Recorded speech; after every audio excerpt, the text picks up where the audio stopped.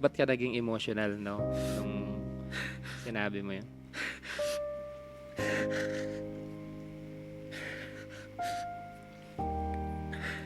Nambal siya ama.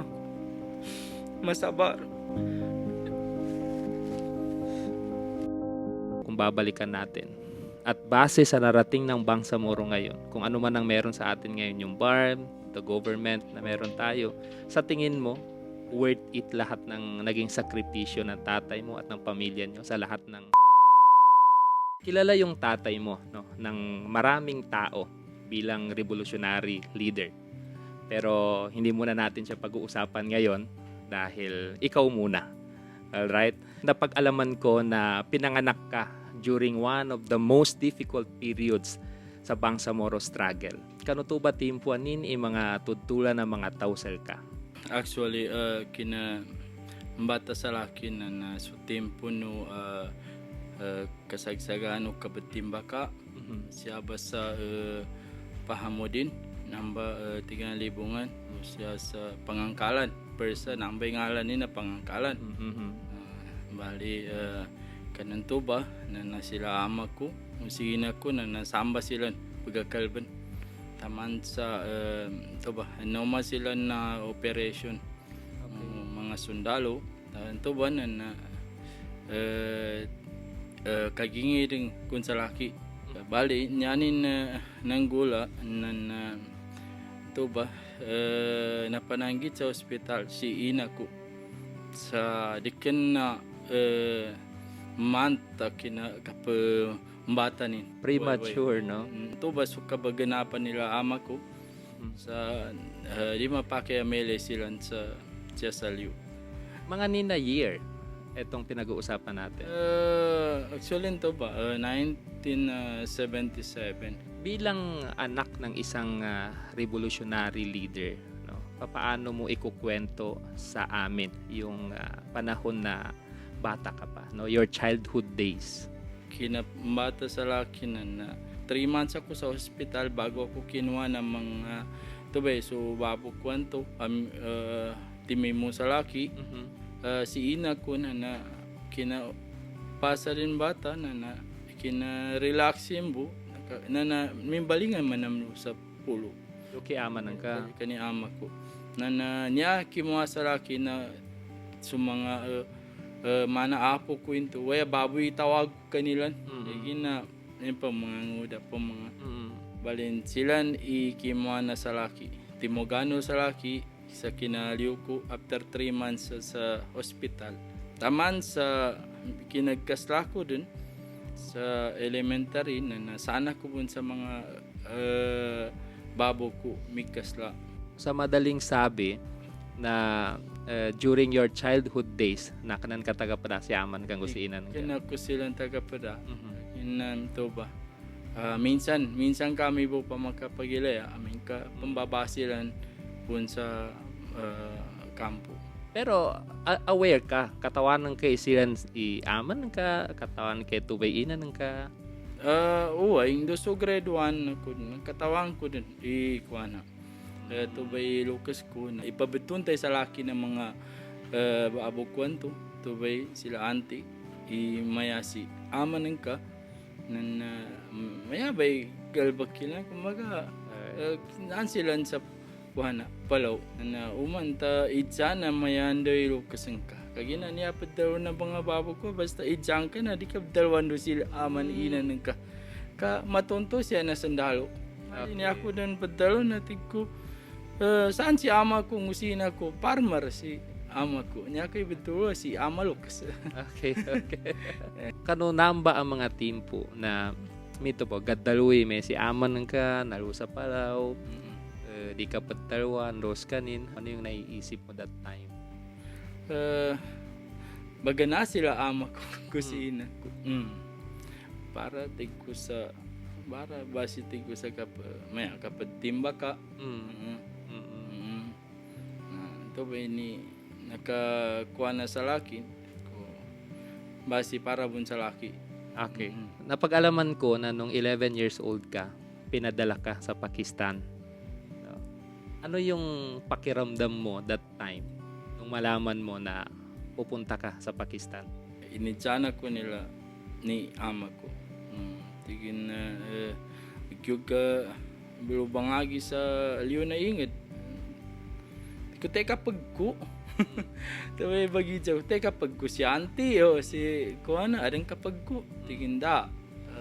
Si kakan katigin na angayang kanimbulo. Tigin ti ako bagyo. Sumuatang din ta. Taman sa inipili ba ni ama ko kumaga para makumbinsa ko na inipili nin so mga snowlo sa Pakistan. Okay. Tigin yabe ka ngaya ng kalo.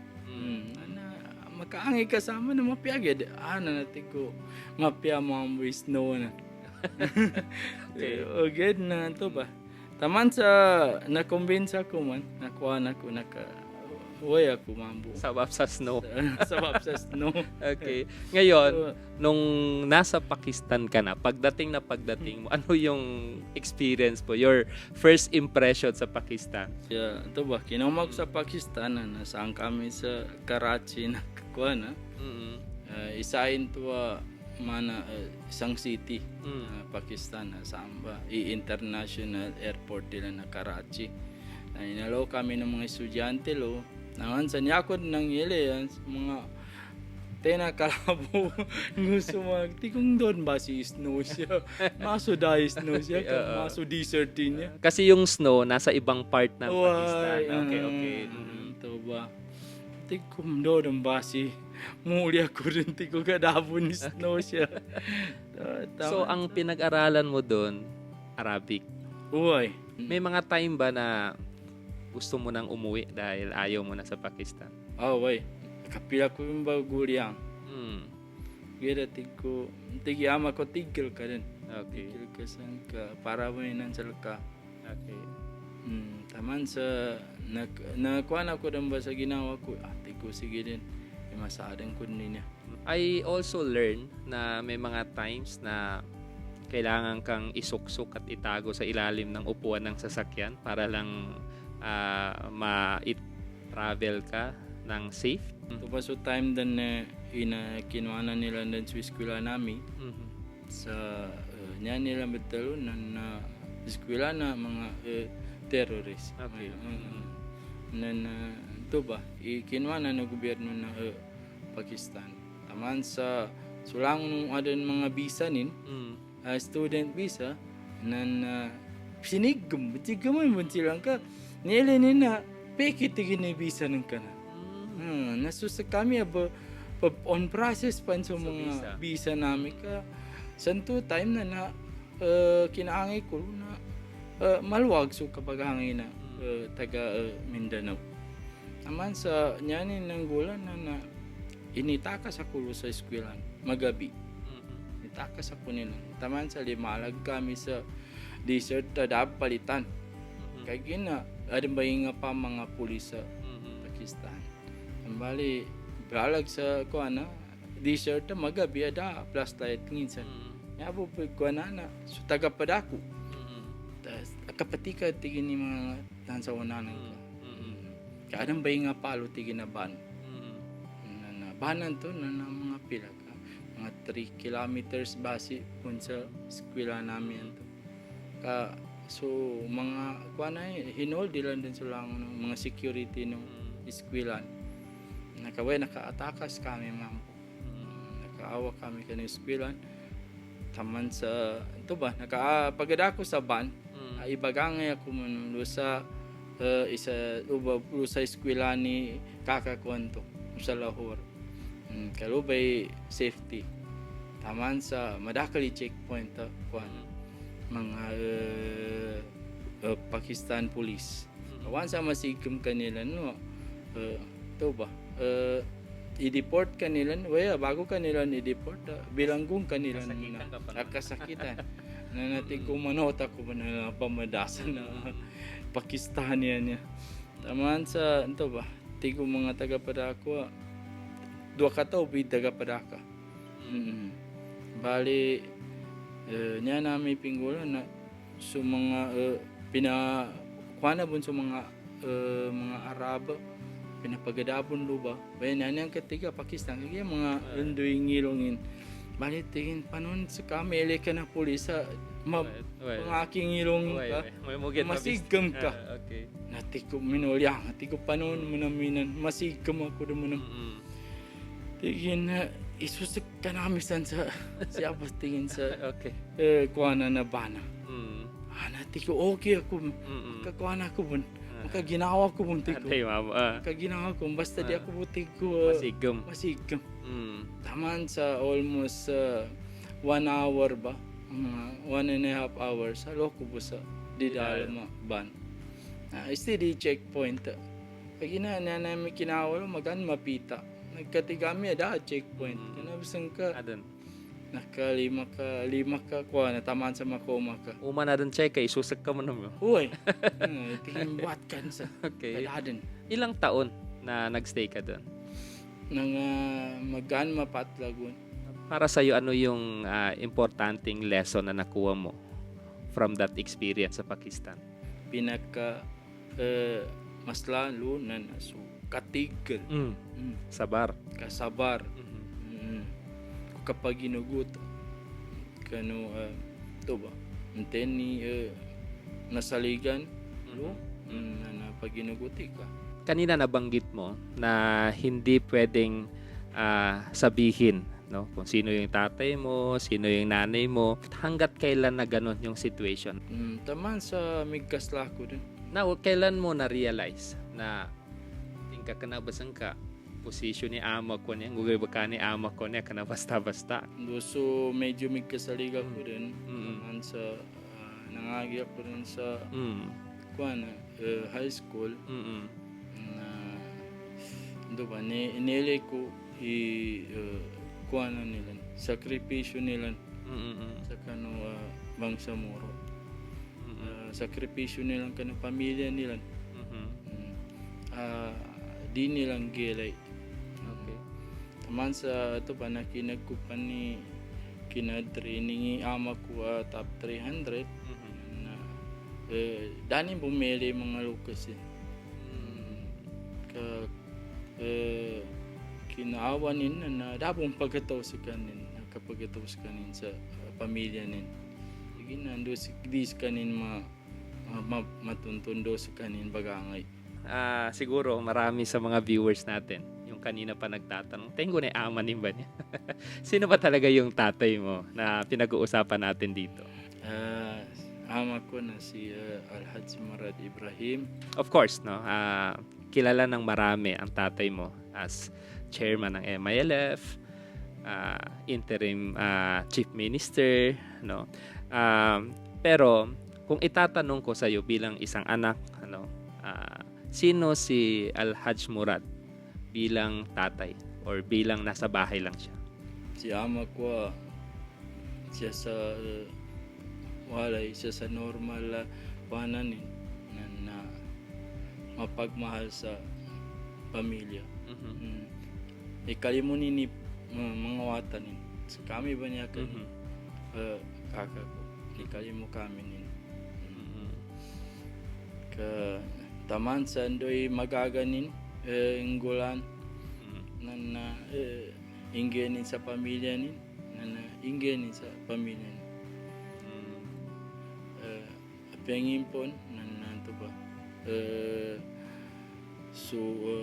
kadtulan nin kanang pamilya nin tulanan nin apyangin din ni kabisinin minsan na gilay ko na kanot ko na bagalugampan sa kanin bagalugan ang kami sa hot cake kami matagas kayo magalugan sa hot cake Mashallah.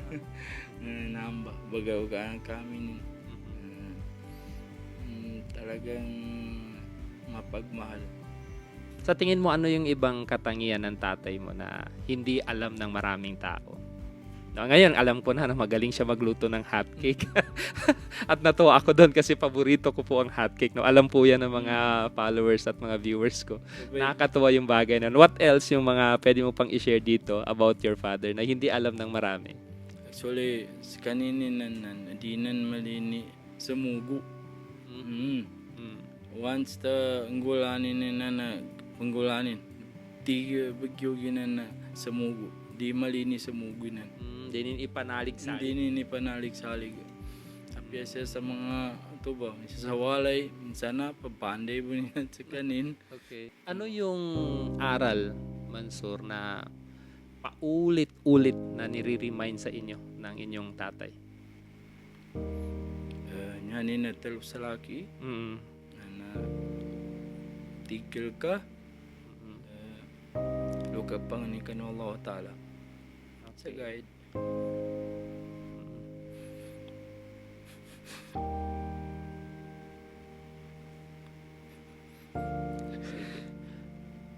Ba't ka naging emotional, no? Nung sinabi mo yun?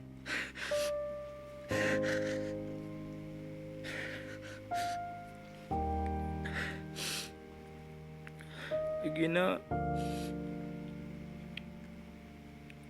apya ngayon ni kasalanan ko na kana ko na bangal pungutaan sa kuan niyanin mo daw na pagumbaya ka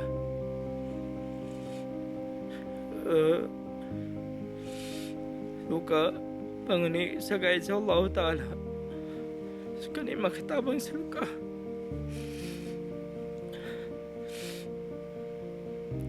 namba siya ama masabar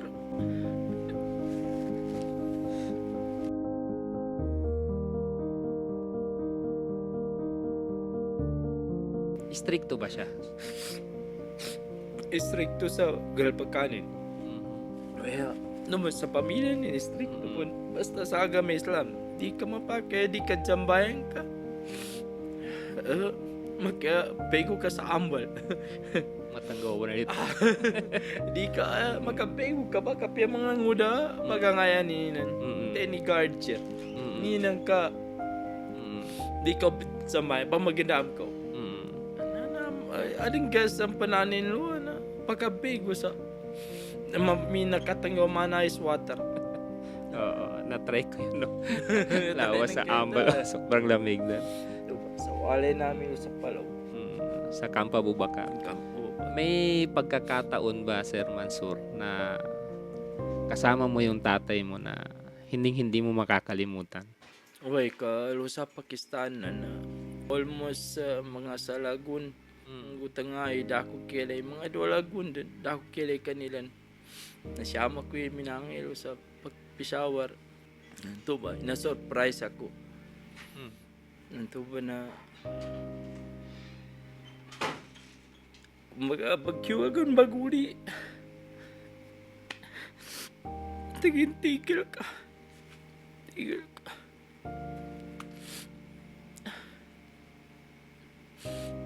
nakuliang mo sa kanya, tigil ka. Yaba tigin ni kinuha na ka siya na. Bangagi ka.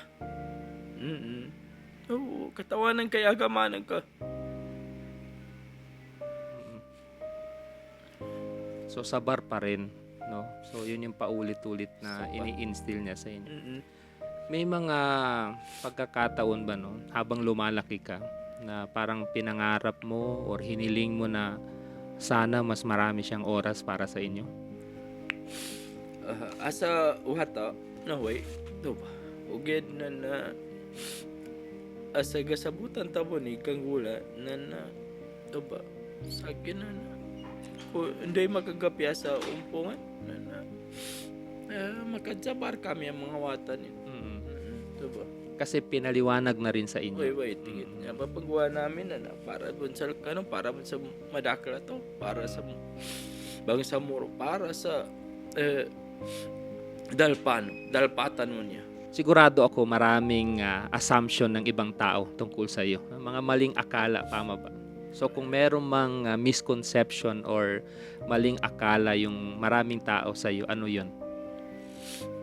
Yan ito ba? Yan nilan kuha na sal kami na may mga kawasay ni wang mga tanay. Kuha na. Si Morada. Sa akin da, kanako kyug ko na normal life. Kasi niya nilang katiga. Diba?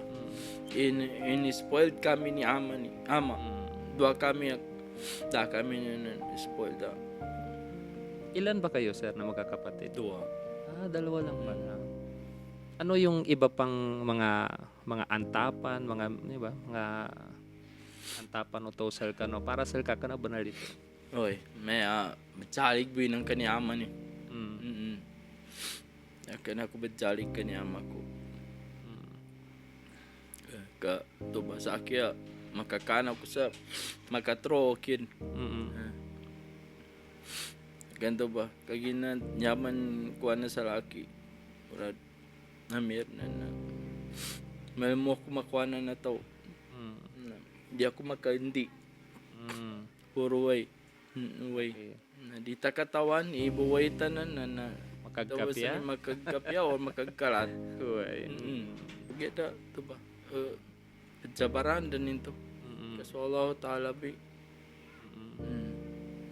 Huwag ko ba bang ninganikan Allah Ta'ala sa tutulunin ilang uno ndo sa ni maminasa sal kami. Nakakaramdam ka ba, Sir Mansur, ng pressure na alam mong dala-dala mo yung pangalan ng tatay mo? Hoy. Gugatan ka. Gugatan ta.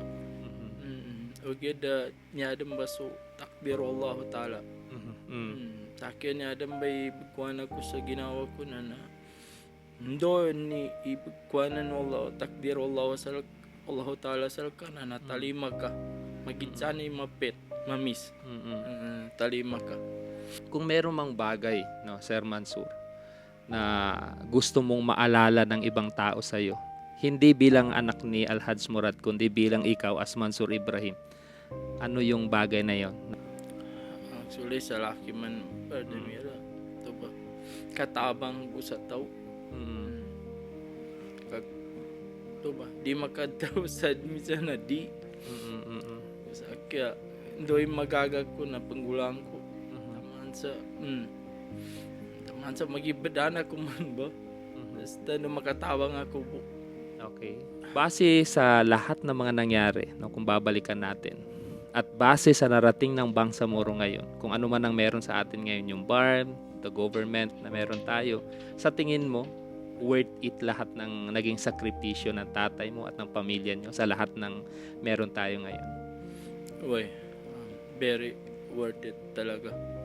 Brad Ahmed. Very worth it. Kaya na elenta no. So nangunggula ka no napaganay. Na uda jakripisyo sila ama ko. Sa kinapaninindigilan ka no Bangsamoro na. Yan siguro nakambilito rin sa krus ko na langon tanong. Da siguro maginda noon siya. Da maranaw siya. Kaporo siguro Christian ito siya sa Mindanao. Na to ba'y inisakripisyo ni ama ko. Katawang ko worth it. Inipatay nin ibang samuro. Sa danin din ilaya pamilya ni. Danin din ilaya ngini matala o matay sa kanino din danin ninto pagitunga. Kanya ni pinagitong future na Bangsamoro. Taman sa Sagunaran, taman sa ICM din sa kanin. Sa tumba. Naimong bagito nga na piya matwa din sa kanin. Naimong bagito nga na Bangsamoro. Taman tigin sa kapatay ko, Bangsamoro iba ninindig ko. Sa kabila ng lahat ng nangyayari, no, alam natin yung mga ganap ngayon sa Bangsamoro, no, mapapositibo man yan o negatibo, no, napakadaming mga ganap. Ano yung nagbibigay pa ng pag-asa sa iyo, Sir Mansur? Every level ay struggle tanong. Na nakuha tanong na adanin to pagsubukin. Katumbas. Maya ba kagina ng gulad niya, madakal din na maka separate kumaga so mga tono umpungan na sukapad na minumbal din sa kuananin so party nin siguro ada nin ang time na makambalingan bunsilan siya sa umpungan kaya gina nyalaki siya na di miniyang bun ilabi so mga sakripisyo nilang kanong nanggula ni kanong tempo na armed struggle pan. kung meron kang pagkakataon na makausap yung batang Mansur, imagine mo na lang, kaharap mo ngayon si Mansur na 11 years old na paalis papuntang Pakistan. Tapos considering yung nangyayari ngayon sa Bangsamoro, yung naabot natin na status ng Bangsamoro government, no? Kung ano yung meron tayo ngayon, no? Sa tingin mo, ano yung sasabihin mo sa batang Mansur na yun? Kuan ka, di ka bagatras. Mhm. Kagin na namba na start nagkikabangagin ka nan sa yun na inged na nanamba so future no Bangsamoro. Na namba kina sugusal ka mangagi san sa yun na inged na samba makabon. So struggle nang ka taman sa kagaslanan ka. Kamadakal pan ibagapasan ka. Madakal pan imang gula sa future na italo ka. Message na lang. Halimbawa, kung kausap mo ngayon si tatay mo, no, si Alhaj Murad, no, kung may sasabihin ka sa kanya ngayon, kasi for sure, no, eto yung mga time na kailangan niya ng kausap, ano yung gusto mong sabihin sa kanya?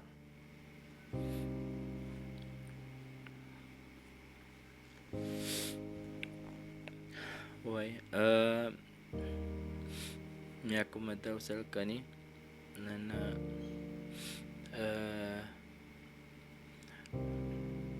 di upama bu ka makasumpat so umul ko sa umulin ang gulang ko para sa Bangsamoro.